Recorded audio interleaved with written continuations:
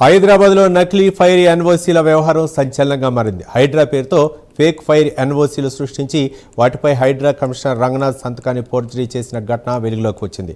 ఈ నకిలీ పత్రాలను ఇంటర్బోర్డుకు సమర్పించినట్లు 8 ప్రైవేట్ జూనియర్ కాలేజీలపై ఫిర్యాదులు నమోదయ్యాయి. ఎస్ఆర్ నగర్లోని రెజోనెన్స్ కాలేజీ సహా మొత్తం 8 కాలేజీలపై అధికారులు చర్యలు ప్రారంభించారు. ఆయా కాలేజీల గుర్తింపును రద్దు చేయాలని సంబంధిత శాఖలకు ఫిర్యాదు చేశారు. ఈ వ్యవహారంపై లేక్ పోలీస్ స్టేషన్లో కేసు నమోదు కాగా ఫోర్జరీ వెనుక ఉన్న వ్యక్తులపై దర్యాప్తు కొనసాగుతోంది.